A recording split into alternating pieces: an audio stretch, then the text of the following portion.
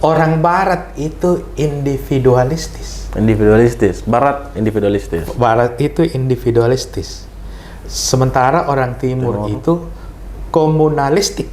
Hukum adat itu identitas dari bangsa ini.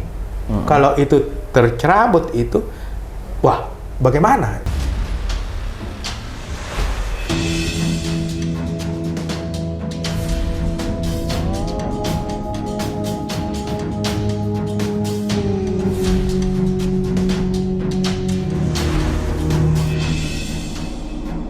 Bismillahirrahmanirrahim. Assalamualaikum warahmatullahi wabarakatuh. Waalaikumsalam warahmatullahi wabarakatuh. Ya, kita berjumpa lagi di channel YouTube Profesor Aminuddin Saleh.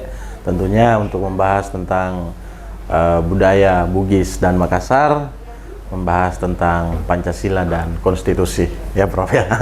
Kali ini bukannya untuk membandingkan, tapi kita coba cari benang merahnya lagi di sini, Prof. Di pembahasan ini yang kita akan membahas tentang ajaran leluhur kita dan ajaran dari Barat ya, Prof. Iya. Ya. Berarti menyandingkan. Menyandingkan, ya. Menyandingkan bukan berarti untuk membandingkan, iya, tapi menyandingkan. Menyandingkan. Iya. Tapi sebelum jauh ke situ, Prof, sedikit flashback. Prof ini lahir di kampung. Dari kampung ya. Namanya kampung saya itu Manari, Katok Nokang. Sekarang namanya Bontokanang. Oh iya ya. Kemudian setelah lahir di kampung, kemudian melanjutkan studi di perguruan tinggi ternama. Belum dong. Oh belum. Itu yeah. Masa kacau pada waktu itu di Manari. Bapak itu guru. Yeah. Kemudian ibu itu anaknya Galarang, Galarang, Katok Nokang pada waktu itu. Jadi bapak itu orang Galesong, di kota Galesong, kawin ke Manari itu Katok Nokang. Kemudian kami beberapa bersaudara itu lahir di Manari itu di Katok Nokang. Kacau pada waktu itu DITI, pada waktu itu pokoknya kacau sehingga kami pindah itu dari situ. Ya, pindah dari Manari itu ke Galesong, ke Galesong kota. Pada waktu itu sekolah juga pindah. Jadi bukan orangnya saja, sekolahnya juga pindah karena ke tempat yang lebih aman pada waktu itu. Nah, disitulah saya bersekolah di SD. Kemudian tamat SD, belum ada SMP sudah ada SMP, tetapi pada waktu itu pertimbangan dari saudara-saudara saya, kakak saya lebih baik melanjutkan SMP di Makassar. Jadi tidak langsung masuk di tapi SMP dulu, SMP Negeri 1 Makassar. Kemudian setelah tamat masuk di SMA 2 Makassar. SMA 2 Makassar. Kemudian barulah masuk di perguruan tinggi dan mengambil hukum ya, Prof. Hukum ya, Prof. Mengambil hukum. Pilihan pada waktu itu Fakultas Hukum. Jadi sebetulnya itu tadi malam saya cerita-cerita karena saya sambil nonton itu memberikan analisis sedikit mengenai persoalan Rusia dan Ukraina ini. Diskusi dengan ibu, dia katakan, ibu, bapak tertarik ya, suka diskusi mengenai luar negeri. Saya bilang iya, karena dulu sebetulnya waktu pertama masuk di Fakultas Hukum itu saya pilih hukum internasional. Hukum internasional. Hukum internasional pada waktu itu. Tetapi tiba-tiba datang SK pengangkatan saya sebagai pengajar hukum adat. Saya pindah itu dari internasional menjadi Iya.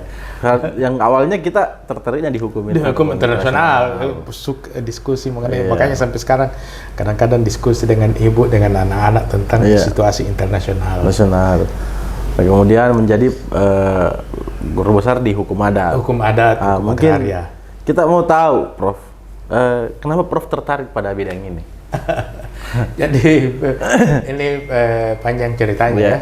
Jadi bapak saya itu, ayah saya itu meninggal, orang tuanya itu meninggal pada saat masih kecil, sehingga oleh kerabat itu diambil sebagai anak ya, yang kemudian diangkat sebagai sekretaris pribadi oleh Karenggalesong. Jadi bapak saya itu dibesarkan di Istana Karenggalesong di situ, sehingga sampai beliau besar itu bahkan sampai tua, sampai kami lahir ini, itu banyak terlibat itu di acara-acara adat itu, karena pusat acara adat kan di istana itu. Sehingga banyak terlibat itu, terutama diikutkan oleh bapak ya, kalau ada acara itu diikutkan oleh bapak. Dan di situ saya melihat bahwa ternyata ada banyak upacara-upacara, acara, ritual dan kebiasaan-kebiasaan leluhur itu yang penuh makna, penuh makna di situ. Dan saya ajaran-ajaran pada waktu itu, saya ingat sekali begini. Satu saat ada tamu datang, ceramah. Jadi kami kan jadi rumah kami itu berdekatan dengan masjid Nurul Yakin, kemudian berdekatan dengan istana. Suatu ketika datang tamu itu ceramah, dan yang ceramah itu adalah kalau saya tidak salah itu namanya Kolonel Sibali. Kolonel Sibali ini orang Indonesia? Orang Indonesia, orang Takala, orang Bangkeng. Beliau berbicara itu mengenai kepemimpinan Appa Kasulapa. Itu saya ingat sekali, karena pada waktu kami pulang dari masjid pada waktu itu bersama-sama dengan bapak, saya bertanya kepada bapak, apa itu maksudnya dengan pemimpin Appa Kasulapa yang dikatakan oleh bapak kolonel tadi itu, Kareng Sibali ya. Bapak, saya ini bertanya sebetulnya bukan mau mendalam, sekadar ini anak-anak biasa bertanya apa itu maksudnya. Tetapi saya heran karena beberapa puluh tahun kemudian ternyata itu saya membuat satu kajian tentang itu, dan bahkan saya mendapat hak cipta untuk membuat itu Appa Kasulapa. Itu perjalanan yang, tetapi itu yang saya katakan bahwa ketertarikan saya itu karena banyak mendapat pelajaran dari orang tua, dari bapak, dan sampai meninggal bapak saya itu acara-acara ritual Gaukang Karenggalesong itu, Karenggalesong yang terakhir itu Kareng Mamaja itu kan paman saya juga. Itu bahkan 6 tahun itu berturut-turut sampai setelah meninggal, bahkan setelah meninggal saya juga masih tetap berbicara mengenai mewakili kerabat Karenggalesong itu. Karenggalesong, Kareng Mamaja itu selalu minta supaya saya yang berbicara mewakili beliau. Jadi beliau berdiri di situ, saya berdiri di sampingnya dan saya berbicara atas nama beliau. Itu ketertarikan saya. Seperti itu. Berarti memang sinkron ya, Prof. Mulai dari aktivitas masa kecil, tak di lingkungan, tak, dan kemudian dilanjutkan menjadi sinkron. Jadi semua seperti tertanam di dalam benak, di dalam hati saya bahwa ternyata ini adalah suatu kajian yang menarik mengenai hukum adat. Dan memang sudah dari kecil kita lihat di lingkungan itu. Saya alami dan langsung. Akhirnya menjadi guru besar di hukum adat ya, Prof. Seperti itu. Begini, Prof. Sebagai pengajar hukum adat, tapi kan kita juga punya banyak teman orang Barat ya. Banyak ini teman justru orang. Hukum adat itu seperti yang menjadi batu loncatan untuk bertemu dengan orang Barat. Bagaimana itu bisa terjadi, Prof?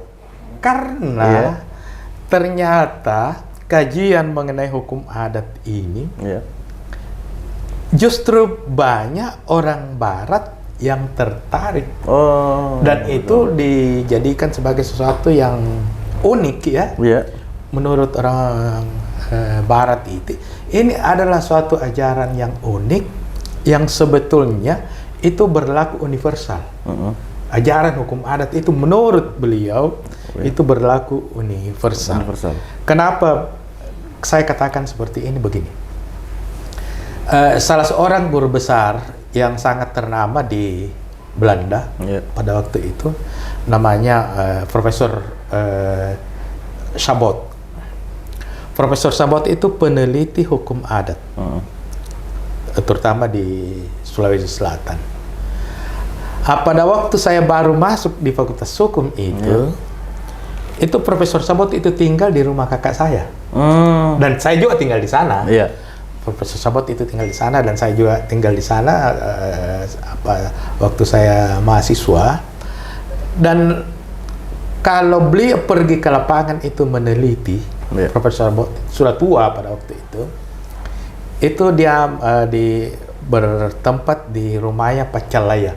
Pacalaya itu Sungguh Minasa ke sana ya, antara jadi lewat Sungguh Minasa sedikit, kemudian masuk di sedikit ada pelosok, kemudian di sebelah sananya itu ada pabrik kertas Goa pada waktu itu. Setiap Profesor Chabot itu datang pergi meneliti, oleh kakak saya itu Profesor Kemudian Saleh, saya ikut bersama-sama di situ. Tetapi itu saya belum terlalu tertarik lah karena mahasiswa baru ya. Kemudian karena dia tinggal di rumahnya kakak saya, biasanya kalau pagi-pagi itu saya menjelang pergi sekolah, pergi kuliah ya, itu dia panggil saya, cerita-cerita bagaimana kuliah di mana, dia cerita tentang pelajaran penelitian kemarin ya, dan dia benarkan kalau ada saya salah. Di situ saya pikir, wah hebat ini, kenapa bisa ada orang Barat ini justru dia jadikan itu disertasinya itu mengenai kajian tentang Sulawesi Selatan. Kemudian berlanjut setelah Profesor Chabot itu pergi, datang lagi orang Amerika ya pada waktu itu, tinggal di rumah juga, namanya Harry Canby, dia dari Amerika. Kemudian belum berangkat Harry Canby itu datang Wayne Bogas ya, Wayne Bogas sampai sekarang kami berteman, bahkan sekarang ini ada di Jakarta. Semua ini tertarik mengenai hukum adat. Itu kalau bukunya Wayne Bogas itu hampir pada setiap ulang tahun Bantaeng itu dikutip itu isi bukunya, karena telah melakukan penelitian tentang Bantaeng, dan itu rujukan untuk Bantaeng. Disitulah berkenalan dengan orang Barat, dan ternyata justru karena saya pengajar hukum adat, maka ceritanya itu nyambung. Betul. Padahal dia orang Barat. Orang Barat. Sementara saya orang kampung ya, orang dari desa, pengajar hukum adat, kan mestinya jauh. Tapi justru orang Barat itu menganggap bahwa hukum adat itu adalah sesuatu regulasi yang sifatnya universal, yang mestinya diadopsi oleh bangsa-bangsa lain karena itu sangat adaptif, sangat dinamis, mengikuti perkembangan ya. Itu ketertarikan mereka di situ. Kalau pelajaran-pelajaran yang kita peroleh dari mereka, Prof, ada pelajaran-pelajaran? Ada banyak. Jadi ada banyak. Jadi pertama karena pergaulan. Karena pergaulan dengan kan saya mulai banding-bandingkan ya. Itu ini agak unik ya. Kalau saya kawin itu pas sapiku saya itu orang Amerika. itu 40 tahun lebih yang lalu. Tidak pertama kayaknya di Indonesia itu, Bro. Bukan Makassar, di Indonesia kayaknya ada pasapi, orang bule dikasih jadi pasapi. Sehingga dibikinkan sarun tersendiri itu di Sopeng ya. Karena tingginya itu 195 dia. Wadah, tinggi sekali tuh. Jadi itu sarung dibuat supaya dia bisa cocok dan dia disambung. Pokoknya bagaimana caranya itu orang-orang dari Sopeng melalui Pak Yuda Dahlan almarhum pada waktu itu dipesankan, dan itu dia. Itu mengkaji itu mengkaji, kami banyak diskusi itu, dan saya bandingkan dengan saya baca buku, ada bahan pengukuhan guru besar dari Profesor Supomo. Dia Profesor Supomo itu menyandingkan ya, mungkin membandingkan juga boleh dikatakan seperti itu, antara sifat orang Barat dan sifat orang Timur.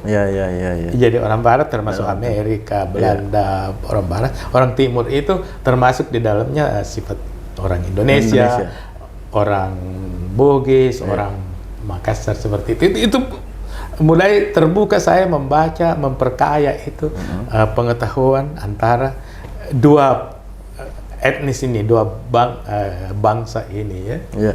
Bisa dijelaskan, Prof, bagaimana sebenarnya sifatnya orang Barat itu, bagaimana sifatnya orang Timur itu? Ya, ini yang saya uji. Jadi pandangan dari Profesor Supomo itu, kita lihat. Profesor Supomo itu dia katakan begini, orang Barat itu individualistis. Barat individualistis. Barat itu individualistis.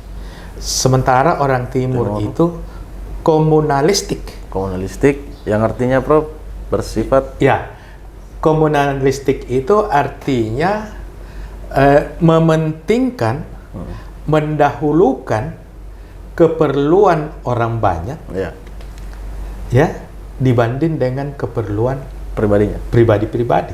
Berarti kebalikannya ini, Prof, dari kebalikannya dari orang Barat. Individualistis itu ialah kehidupan yang mendahulukan, mementingkan kepentingan orang perorangan dibanding dengan kepentingan umum. Saya lihat itu, saya uji itu di dalam masyarakat.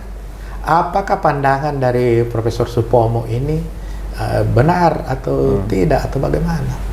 Dan saya pikir ada benarnya itu.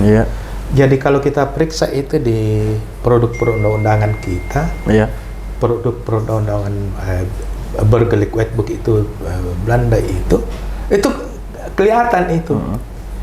Jadi kalau kita orang Indonesia itu, orang Timur itu selalu demi untuk kepentingan umum. Betul. Maka kepentingan perorangan itu dapat dikorbankan. Ya. Jadi didahulukan dulu kepentingan umum. Betul. Mau bikin sekolah, mau bikin jalan, mau bikin apa, itu di masyarakat itu rela. Oh, kalau untuk bikin jalanan, saya rela untuk melepaskan tanah saya di situ. Kalau untuk bikin sekolah, untuk bikin masjid, pakai saja. Itu karena untuk kepentingan umum. Kalau kepentingan Barat, tidak, bayar dulu. Itu kan milik pribadi saya. Jadi kalau mau selesaikan dulu. Bayar itu. Kalau sepakat, kalau baru boleh diambil untuk dipakai oleh, walaupun pada akhirnya dipakai untuk umum, tetapi harus selesai dulu urusan perorangan dulu. Betul. Iya. Itu perbedaan, garis besar perbedaannya, Prof, dari sifatnya ya.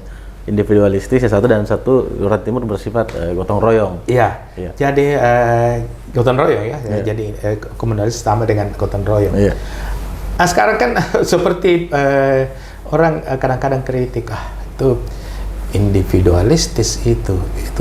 Jadi bisa saja kita orang Timur ini mau ini kamu itu individualistis, berarti sifat tidak baik. Belum tentu, karena prinsip dari individualistis itu ialah dia katakan bahwa kalau kepentingan pribadi saya terlindungi oleh hukum, ya, katakanlah misalnya mau bikin jalan, mau bikin sekolah, mau bikin masjid, mau bikin rumah sakit untuk kepentingan umum. Kalau kepentingan pribadi saya dihormati, dan kepentingan individu di sebelah sana dihormati, kepentingan individu yang lain juga dihormati, pada akhirnya kepentingan seluruh masyarakat dihormati, kan? Betul. Itu jajak. Betul. Kalau masing-masing individunya yang dihormati, otomatis seluruhnya dihormati. Berarti secara umum. Nah, tetapi ada prioritas ya, kita kepentingan pribadi dulu, kepentingan individu dulu. Betul. Kalau komunalistis, wah ya dilindungi dulu semua. Jadi untuk kepentingan umum ambil dulu. Iya, betul. Karena kalau kepentingan umum sudah terjaga, sudah jalanan sudah bagus, maka individu yang lain itu berarti bisa menikmatinya. Jadi pada akhirnya akan sampai pada perlindungan kepada seluruhnya. Betul. Iya. Jangan itu yang tadi Ananda Zulkifli katakan disandingkan ya, boleh disandingkan, boleh dibandingkan, tetapi pada prinsipnya bermuara kepada tujuan yang sama. Betul. Kalau kita pikir berarti hal yang menyimpang dari keduanya ini ada tidak? Itu dia. Ini dia yang kadang-kadang diperdebatkan. Kadang-kadang mungkin kurang dimengerti.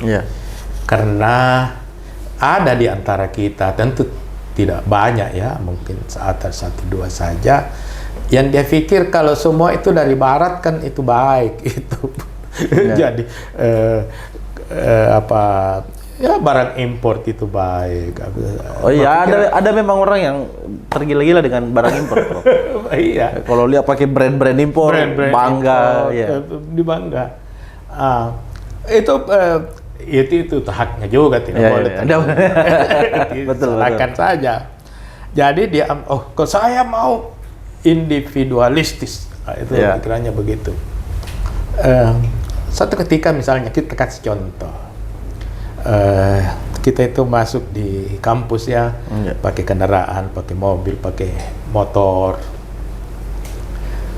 kemudian kita kan harus antri ya, kita harus tertib berlalu lintas. Tetapi ada satu orang ini, saya ini kan ini kepentingan perorangan ini harus dijamin, tidak boleh dikekang. Kenapa diatur itu? Dia terobos itu lampu lalu lintas, dia menyerobos sampai di tengah persis menyala itu lampu hijau, sehingga dia terjebak di dalam. Tidak bisa bergerak, itu jadi macet total pada saat itu karena ulah dari seorang ini merasa kepentingan individunya itu harus dilindungi. Ini pengertian yang perlu diluruskan. Sebetulnya orang ini bukan individualis, tidak seperti orang Barat yang individualis. Orang ini egois.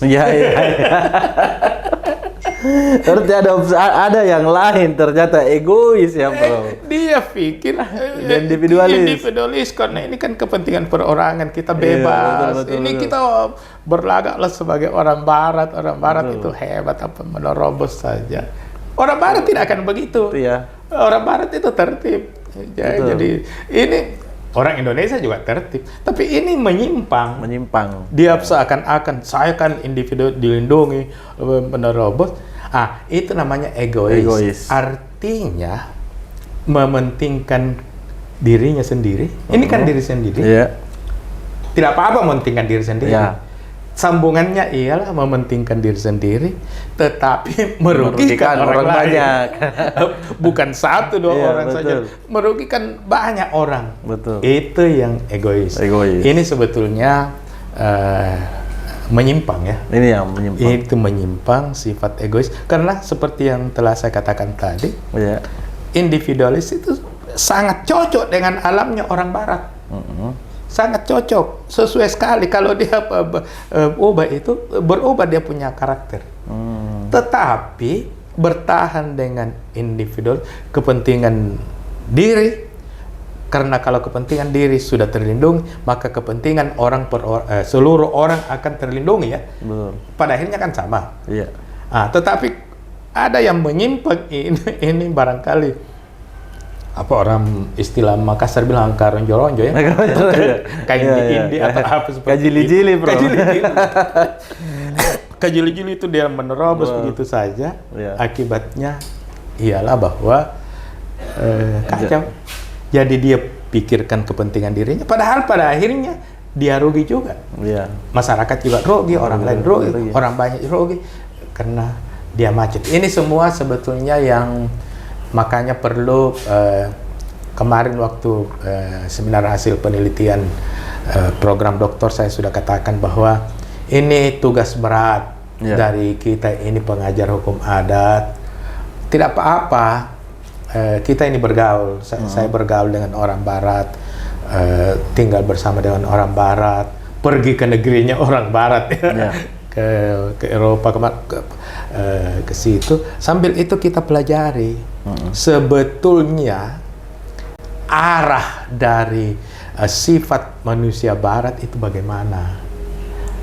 Kemudian kita pelajari, kita adopsi apa yang kira-kira cocok sesuai dengan, karena hukum adat itu kan dinamis, mengikuti perkembangan. Oh, dinamis ya, Prof? Iya, sama dengan orang Barat mempelajari karakter kita orang Indonesia. Betul. Orang Timur dia pelajari itu, dan yang dia anggap itu baik, dia bawa itu ke negerinya.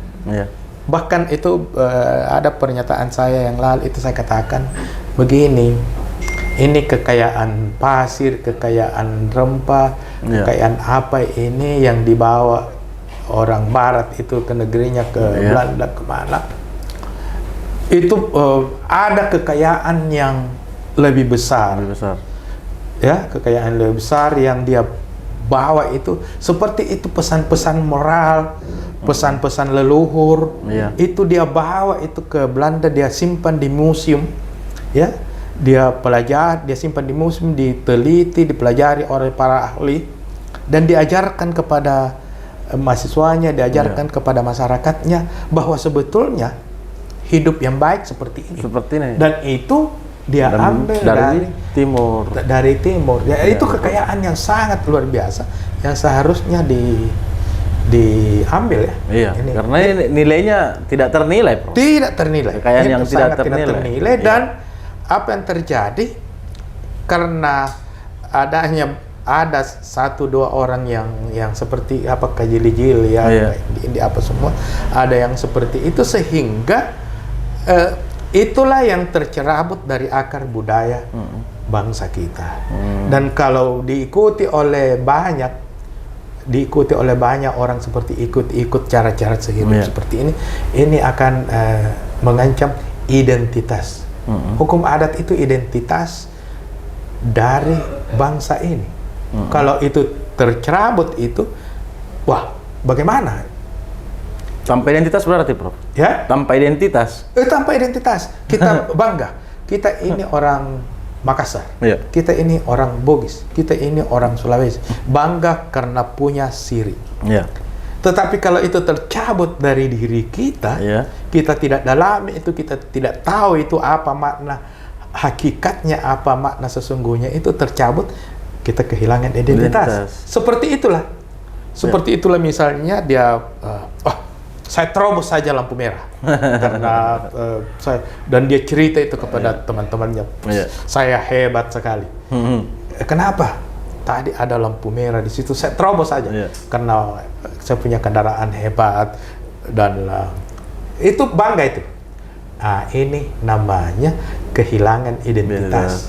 Mestinya dia sirik dia, mestinya dia malu karena melanggar hukum.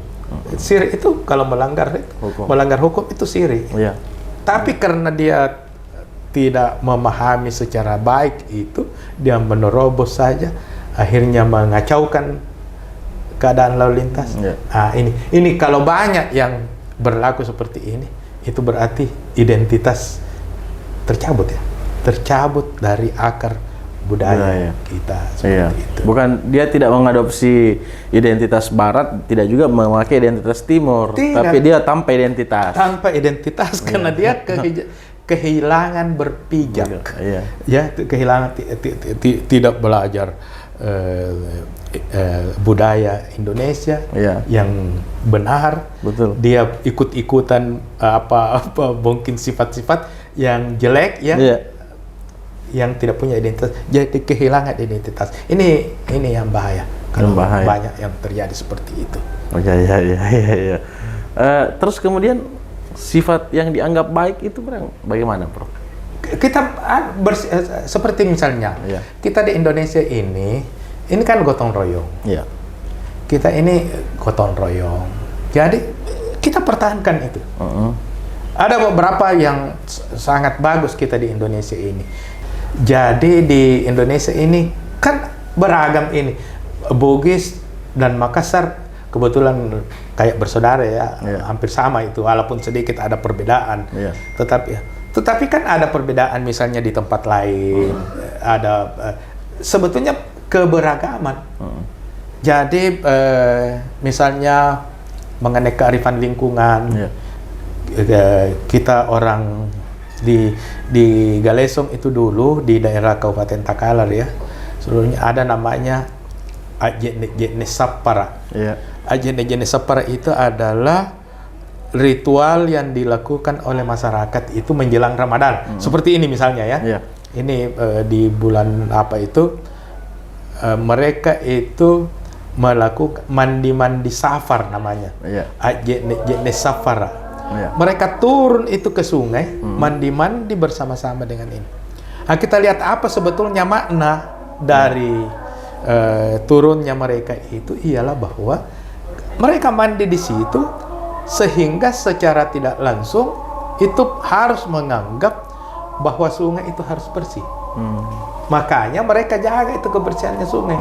Mereka tidak mau lagi buang kotoran di situ, tidak mau buang sampah, karena secara periodik mereka mandi safar di situ. Kalau dia kotori berarti dia kotori tempat mandi. Ini semua budaya-budaya yang mestinya dilestarikan karena penuh dengan kearifan.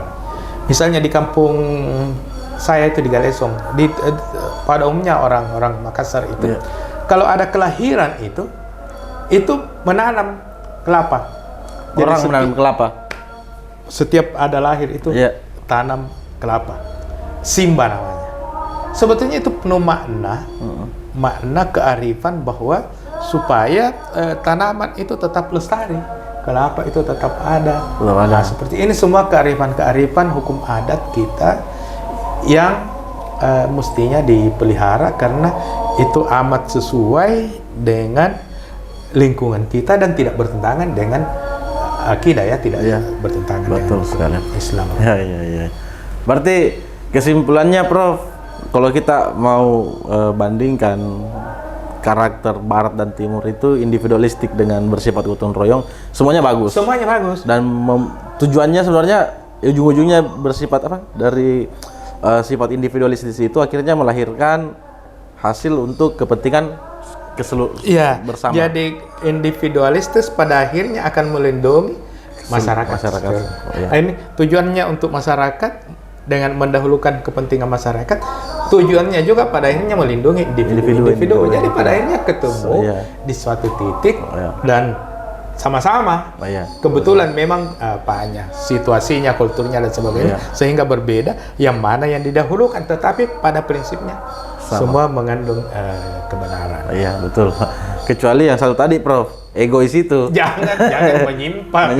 Itu satu perilaku menyimpang ya. Berarti itu dia tidak masuk di sifat Barat maupun sifat Timur. Tidak masuk. Ini kategori perilaku yang menyimpang. Terima kasih Prof. Sangat bermakna sekali pembahasan hari ini karena kita mulai membandingkan sifat di Barat dan di Timur, dan ternyata pantas kita punya banyak teman orang Barat karena dia tertarik dengan kajian saya juga tertarik mengenai sifat-sifat mereka. Dan memang ada kecocokan, Prof. Ada kecocokan. Ini namanya ada harmonisasi hukum. Hukum itu selalu harmonis. Nah, tergantung dari kita ini bagaimana pengkaji hukum ini menjadikan hukum itu menjadi harmonis. Bagaimana pengkaji hukum menjadikan hukum menjadi harmonis. Itu menarik sekali. Terima kasih atas waktu Prof. Kita akan ketemu lagi di episode berikutnya. Jangan lupa untuk semua viewers tetap dukung channel Profesor Aminuddin Saleh dengan cara like, komen, dan tentunya harus di-subscribe ya Prof ya. Untuk mendapatkan update-update terbaru video tentang adat dan budaya Sulawesi Selatan dan Pancasila dan Konstitusi. Assalamualaikum warahmatullahi wabarakatuh. Waalaikumsalam warahmatullahi wabarakatuh.